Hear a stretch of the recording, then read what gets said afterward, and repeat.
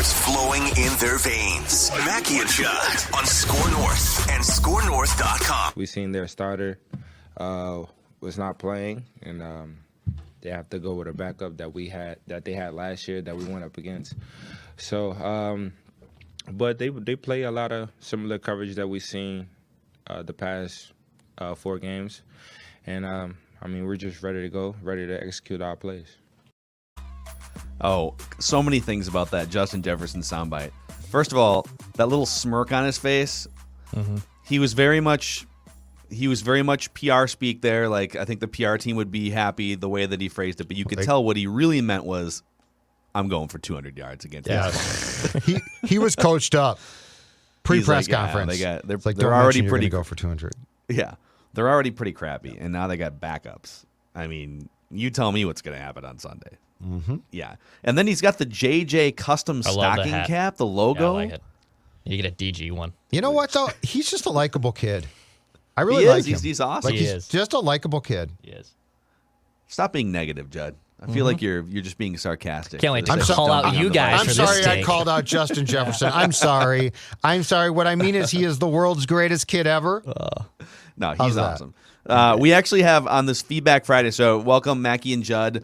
And every Friday we go through your comments, your questions, your concerns about the sports landscape in Minnesota, about the show. We actually have a Write That Down protest we're going to get to on Feedback Friday. And let's just fire this up here. We go through the YouTube comment sections. We go through when you guys send us feedback through the SKOR North app. There's a feedback link. We've got some of those. So let's start with a barrage of similar Vikings thoughts from people here throughout the week. I'm just going to read you 3 or 4 of them. Justin Baker from the YouTube pages. I know you guys aren't for blowing up the Vikings, but I just don't know how you can keep Spielman after this season. He doesn't know how to evaluate or draft key positions required to be successful. KL from YouTube said, Judd is so right. We need to stop talking about reaching the playoffs as the goal. Super Bowl is the only thing that matters. I'm so tired of looking at and listening to overpaid mediocrity. Get a new coach, GM, coordinator, and quarterback.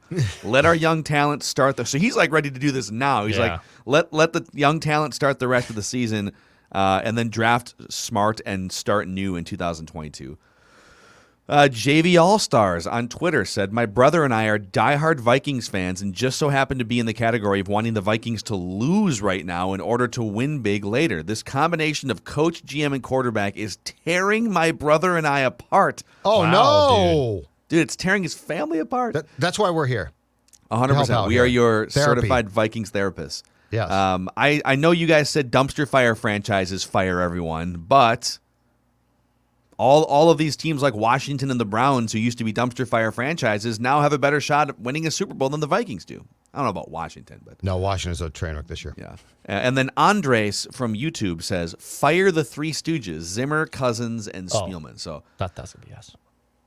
Well, there's comments like that too. So basically, a lot of people are hitting us up this week and saying, just who cares what happens against the Lions?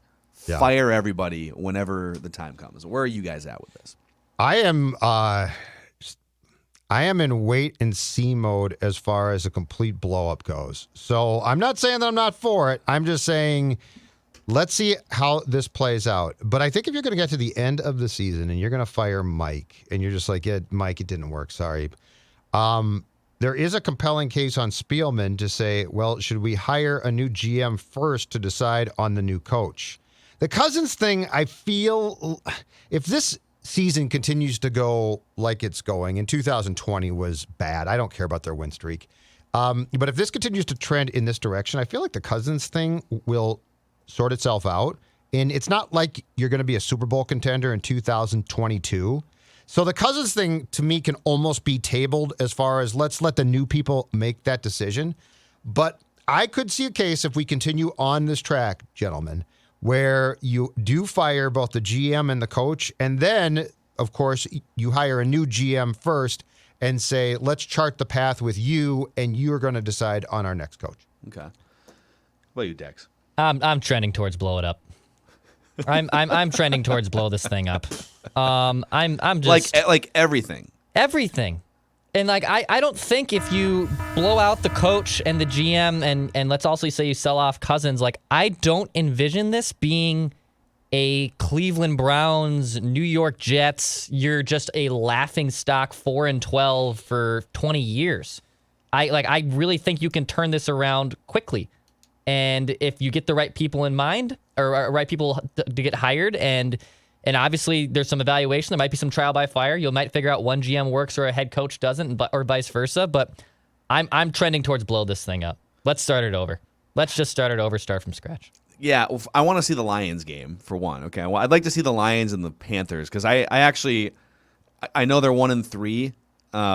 I'm actually not ruling them out for playoffs yet, and I also still feel like the Green Bay situation isn't as kumbaya as everyone maybe thinks. Not. I mean, Aaron Rodgers is like openly winking at Mike Tomlin this week. Yeah, probably wants to play in Pittsburgh. So I'm not ruling out a comeback and a run to the playoffs. Not that should be cause for a champagne celebration. Like we do. One of these guys said it best. They made the playoffs, and now we'll see what happens. No, you're not good enough to win the Super Bowl. Then you should be held accountable to some extent. I would still avoid firing everybody because I just think the chances of if you go, all right, let's say they finish with 7 wins or something, and it's just like, yep, this was a huge disappointment. If you get rid of your GM, your head coach, and your quarterback, what are the chances that you come back and nail all 3 of those pillar key positions, right? That actually depends on who you pick as the GM. That's the question then. Here's the one thing that I can see is and I'm almost divorcing Kirk from this entirely because the Kirk thing is a contractual thing. The Kirk thing, he's either here or gone. But when you're talking about an overhaul, if you say, Rick, I mean, how many years did you come here and say, oh man, look at all my draft picks? I had 74 draft picks in 2020, but they didn't really work out. So if you say, let's start again and let's get a GM here, GM hires head coach. And the one thing about this job now is this job has never been more desirable. Like you could go big game hunting. You've got a new stadium. You've got a training facility in Eagan that's gorgeous. Like this is a easy selling point for somebody to say, "Oh my God, I'd love that job." It's not the Metrodome Winter Park. You also have the Wilves. The Wilves are such an interesting ownership group in that they're super passionate. They're huge supporters and fans, and they're sort of there all the time, just being like, "What can we do? What can we do? How much money can we spend? We want this to work so bad." But they don't meddle. They're not like the Browns or Daniel Snyder. They don't come in. They're not like Jerry Jones, where they think that they played some college football back in the day and they know who the draft pick should be, right? It's like they're great professional sports owners, except for the fact that they haven't won a championship, but they're there. It's like if they can put that energy into the right people and if they can find an upgrade over some of these key pillars. Here's a scenario real quick that I would like to paint for you guys in that I don't think this is going to happen, but like there's like a 5 to 10% chance of this scenario happening. That Kirk Cousins and his family love Minnesota. He already proved his point by getting the biggest guaranteed contract in NFL history. He's made $200 million or whatever it is, probably like $150 million playing football in his life. And so the difference between, let's say, $35 million and $20 or $25 million is just a lot less than it was when he signed the original contract back in 2018. What if Kirk Cousins says, all right, I know there's going to be some changes around here because we underperformed. I want to be part of the solution. I love it in Minnesota. My family loves it in Minnesota. I feel like I've put up some of the best years of my career here. And if you guys are going to go hire an offensive-minded coach, like if you're going to hire Declan's guy, Kellen Moore, right, from Dallas. My dude. And I'm going to get to build a relationship with an offensive-minded coach, and we're going to be a partnership, and he's going to help me get better in certain areas. Mm-hmm. I'm in for $25 million a year instead of a $42 million cap hit. What would you do? Thank you for your service. Goodbye. Yep. Really? Also, I wouldn't be that quick. There is a better chance that I become a priest than that happens.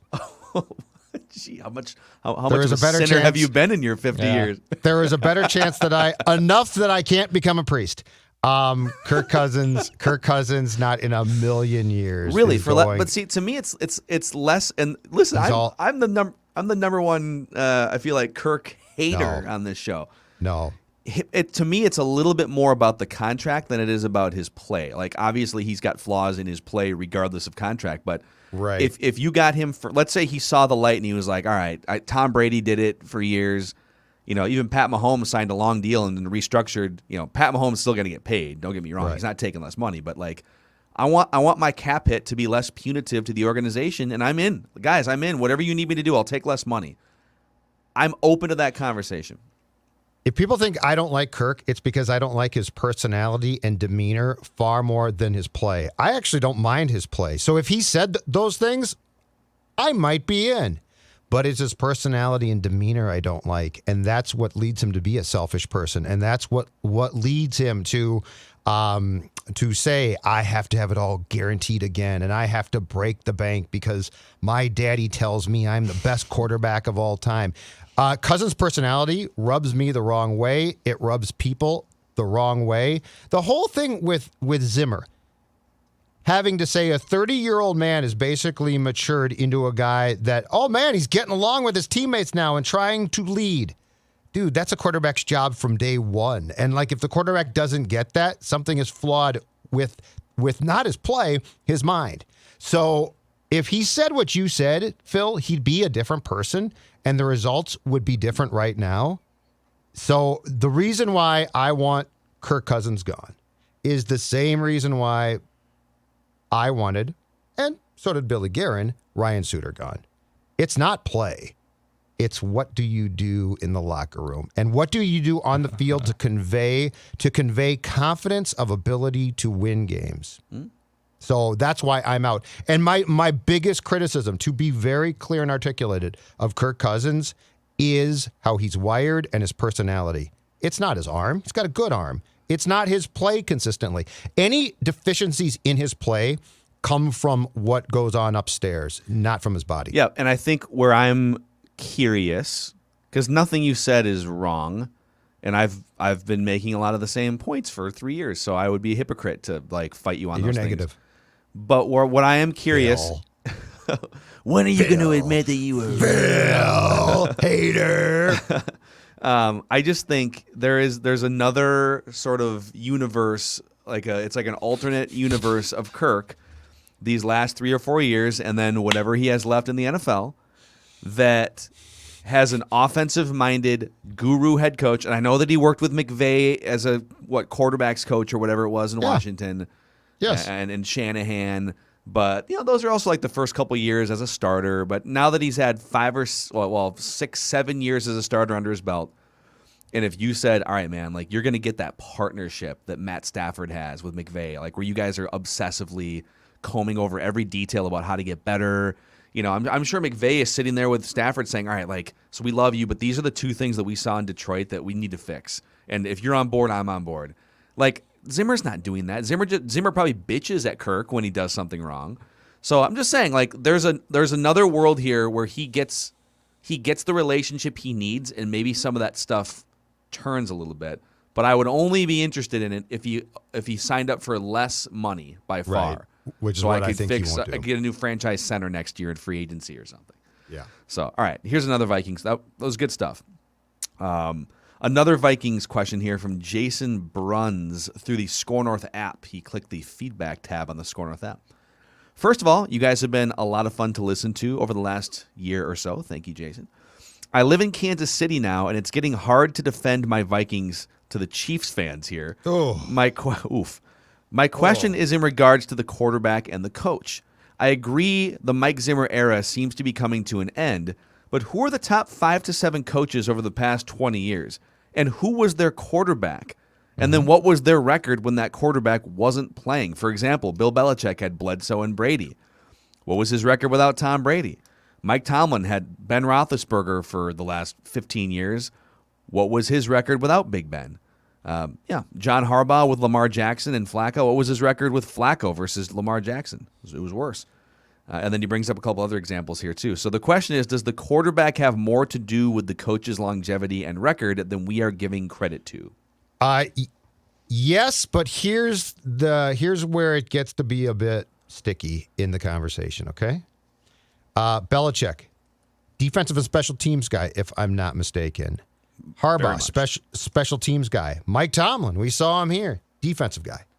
To the best of my knowledge, what did all of those gentlemen do? And yes, they benefited from their quarterback being really good, but they also embraced their quarterback. They also talked to their quarterback constantly. They identified the quarterback as, I'm a defensive guy or I'm a special teams guy, but damn it, if I don't have this guy playing well and wired right, and I am communicating with him probably darn near every day, it's going to be to my detriment. John Harbaugh went as far as to sign off on the drafting of Lamar Jackson and then say, we will alter our offense completely to fit Lamar Jackson. Mike Zimmer's stubbornness. I mean, we are literally now hearing stories of year one. Kirk got here in 2018 of, he's meeting with Kirk now. Half hour a week? 45 minutes a week? It's 45. 45. Okay, he's meeting with Kirk now.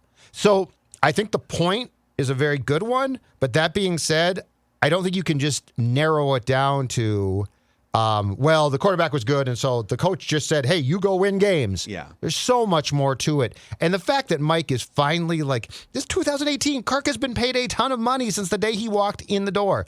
To not have the coach embrace him completely and try and get the most, and I'm not talking the coordinator, I'm talking the coach, to not get the most from him is a clear disconnect between Rick Spielman signing Kirk and the coach not signing off on signing Kirk. Yeah. Well, first of all, I'll answer the question and then give a couple thoughts here. So he's asking, is the coach's longevity and record tied more to the quarterback than we're giving credit to? Absolutely in the NFL. However, I think Mike Zimmer, to the points Judd just made, almost needs like a ready-made veteran great quarterback for all the reasons that you just said. Like if he got in his prime Russell Wilson for 5 years and Russell Wilson's already a finished product and you're just bringing him on as a mercenary, or you get Aaron Rodgers as a mercenary for 5 years in his late 30s or something, yes, Mike Zimmer would probably at least have coached in a Super Bowl by now. But the biggest difference is Bill Belichick had a huge influence over the growth and development of Tom Brady. And Mike Tomlin, you could say the same thing about Ben Roethlisberger. And John Harbaugh has literally like revamped their entire offensive scheme for Lamar Jackson to lean into his development and his upside as a quarterback. Mike Zimmer at times, and the coordinators that he's brought in, have actively gone against the strengths of the quarterbacks. Like Teddy Bridgewater was a shotgun pistol guy, and they ran I-formation Adrian Peterson plays for a year and a half until Peterson was out, and then they finally morphed it to Bridgewater. And with Cousins, it's like, all right, we're going to run the ball first, and we're going to have a bad offensive line. Good luck, guy. So the answer is yes, but the head coach has influence here as well. Dex, any takes on that? Absolutely. Yeah, no, if you look back on it, Sean Payton has Drew Brees, Belichick obviously with Brady. The best coaches have the best quarterbacks, and even, I think the funny one to me is how much Packer fans just despised Mike McCarthy by the end of it. And Mike McCarthy got the team a Super Bowl, obviously, in 2010. But towards the end, it just never felt like the fans and also Rodgers just being kind of a diva had that relationship wasn't the same. Because I also think like Brady and Belichick are they're wired the same, but they were clearly two different people. Like they were different. But they were able to coexist for the better part of championships, where Rodgers and McCarthy, there was clearly a disconnect there. Mm-hmm. Yeah. Yeah, it's funny, too. Like, Aaron Rodgers alienates his parents that brought him up and alienates his coach that brought him up as well. Alienating everybody. And now his team. Is he alienating his team right now? Well, the franchise. But, I mean, the franchise. He is so talented that I think being incredibly self-serving is not the detriment that it can be to Kirk, but he is incredibly self-serving. He's a good golfer, so if he's ever in the area and he wants to play some fall golf in the Twin Cities, PXG Minneapolis has all kinds of great clubs, apparel, keep you warm. It's October 8th right now, so I think there's still at least a month and a half left of solid fall golf season. For sure. These people think, once it gets the first freeze doesn't end golf season because there will be a thaw of some kind. No. Yeah. The first snowfall doesn't even end golf season because sometimes it'll melt. Dex is going to keep going. Mm-hmm. I don't have a round in this weekend, shockingly. I've gone back-to-back weekends without a round. You're not going Saturday? I am not. I got no rounds in for Why are you this not going weekend. Saturday? I don't know. I didn't book a tee time. The Gophers don't play. It's a perfect day. I know. You don't like college football. I can't stand college football. No, I don't know. Going to be rusty. Why don't you go on Saturday? Go now. Just go into PXG Minneapolis, Southdale Center. Find out more at pxg.com/Minneapolis. All right, more questions here. Feedback Friday on Mackey and Judd. Yeah. Daniel Larson on YouTube comments, we had to trade away the heart and soul of the team, meaning Nelson Cruz, because the Twins didn't learn from Game 2 Dobnak at Yankee Stadium. J.A. Happ was a joke. Maeda had issues from opening day. Baldelli pulling Barrios early in the season when he had a no-hitter through 6 innings pretty much summed up the season. The Twins are afraid to succeed. Oh, I love that one. Like, that last line is fantastic. In fact, I might steal that. I might steal that. Afraid to succeed. Yeah, you know what? I think he's right on. And good for Nelson Cruz. He's in Tampa Bay, hits the home run against Boston last night. I hope he goes to the World Series. I hope he wins a World Series. Me too. I'd love to see him win a World Series. Me too. But yeah, they are afraid to succeed. I love that line. Well, Jim Pohlad coming out obliviously and giving an A+ grade to the front office and the manager after this season is. Well, how do you do that? Like, he had the total system failure quote to Chip a few years ago. But He's I mean, had at a few least doozies, but like, dude, that was a doozy. Guy, but I agreed with it. Like, this one is incomprehensible. He is a walking, like, if the word meh could be personified somehow and be a human, like Jim Pohlad would be the word meh. If the shrug emoji on your phone could come to life, it would be Jim Pohlad. It'd be Jim Pohlad. A+, dude. All right, he should get down on his knees every morning and thank God for Glenn Taylor's presence. And thank God that his family had billions of dollars, I guess. Yeah, that's Kevin Olson on YouTube says, Doogie has great scoops and is an outstanding reporter. I can't get over how much he looks like Bert from Bert and Ernie. Doogie does look a little like Bert from Bert. You're shouting again, Bert. A little bit. He's got like the hair up here. Yeah, I never really thought about it, but I guess love me some Bert and Ernie. They're Bert and Ernie might be my favorite Sesame Street They were characters. they are fantastic. What a great duo. Yeah, They were before their time. Let's just say Bert and Ernie. Yeah, I had a bad dream. All right, we're not. As soon as those cameras go off, we know. It's Sesame Street, man. Yeah, it's all about acceptance. Oh, Sesame Street was doing things 40 years ago that we're trying to now be like, hey, it's great. Life's great. Do you think Let's all get along? Some Sesame Street producer has some footage like, all right, guys, that's a wrap. All right, Bert, Ernie, we'll see you guys tomorrow. And they kept the cameers rolling. Kind of want to know what happens. Come on. One of my all-time favorite Family Guy cutaways is the Bert and Ernie scene. Just YouTube Family Guy Bert and Ernie. Yeah, it's great. And you'll find it. I'm not going to break it down. I don't want to do the play-by-play, but it's one of my all-time favorite Family Guy one-off scenes. I heard Bert unvaxxed. That's what I heard. Privately, no. he's like, I'm not doing it. Oh, no. He's like, you might think I'm nice, cuddly toy. I'm out. G. Clark on YouTube says, he has an alternate strategy for when people walk up to you on the street and ask to use your phone, which was the scenario I gave to you guys last Tuesday. Yeah. So I chose to just, listen, guy, just go to a coffee shop. I'm not giving you my phone. It's 2021. Plus, well, let me get to his solution, and I'll tell you why I disagree with it. Put the phone on speaker and ask them the number you want them to dial so that you're the one holding the phone. Couple things. First of all, and here's how you know that this guy was a fraud. All right, not G. Clark. I'm talking the guy that came up to me. All right. Nobody knows anyone's phone number, especially your friends. Like, the only phone numbers I even have a chance at knowing are like my home phone number on the farm in Minnesota. I don't even know my dad's number, and he's been there for 10 years in Arizona. Yeah. Like, no one knows phone numbers. I do know my wife's phone number. I do too. That's the one I think I know. Don't have those. Yeah. Nope, don't know those. But like, well, no one, like this guy was like, hey, I got to get a hold of my friends. Like, he doesn't know. Yeah, no. He was going to write off on the scooter with your phone, 100%. And he would slap it out of my hand if I had it on speakerphone, Right. or you would just try and take Yeah, it. no, you made the exact right call. Skolny on YouTube says, Phil, go snuggle your Ben Simmons blow-up doll. How did he know? You got one? Try to Yeah, keep how do that you know? private. That'd be awesome. Did you get a custom Wolves one, or is it just still the 76ers one? Can't shoot. No, it's Yeah. custom. It's very custom. Can it shoot? You can't shoot. I don't need it to. All right, Mark. Oh my God. Oh my God. Mark Oh, Tucker. Pandora's box has been opened. So to speak. I don't even know what that means. It's like that Joey Tribbiani can make anything sound creepy episode of Friends, right? Grandma's. Oh no, chicken no! I salad. can explain to you what you said off the podcast. It made perfect sense, and it's We're really lingering this one. Okay. All right, one more here, and then we'll get Thanks, to Judd's executive keys. producer.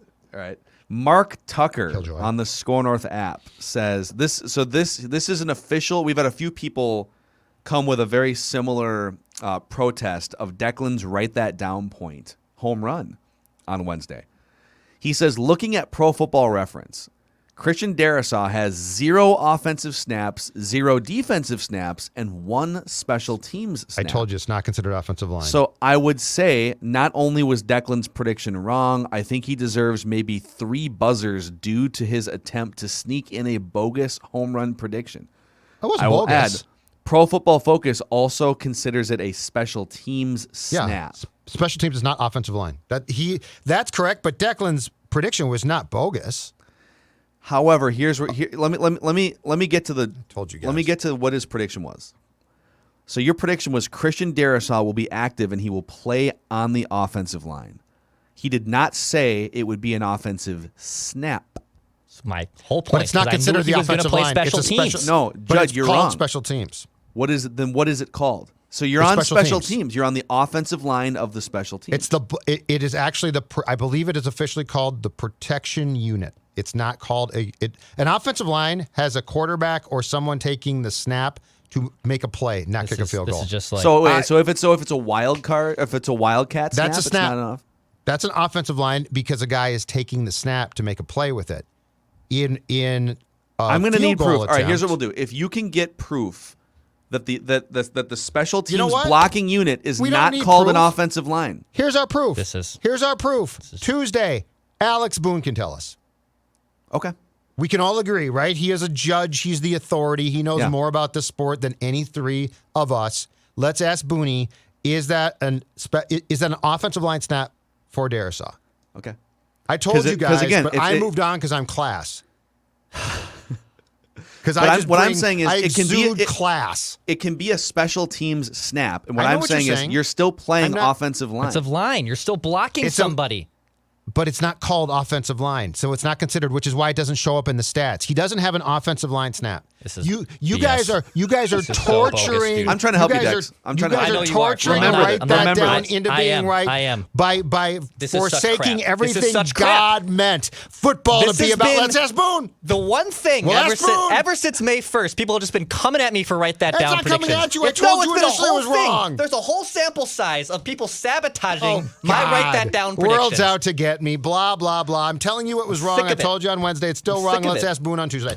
I'm sick of it. Just remember, down the road, all right? I got your back, come- you got my back Yeah. here. All right, I we're come- chasing, I'm we're, coming we're, close. we're That's chasing great. Mike So Trout now here. it's a- I'm 7 points out of the lead for the batting average. I'm a 1 home run out for the Yeah. lead on Mackey and Judd. Now all of a sudden, Declan gets hot, and now here it comes. Here comes the news. Oh, it here wasn't comes hot. the It, news. it wasn't right.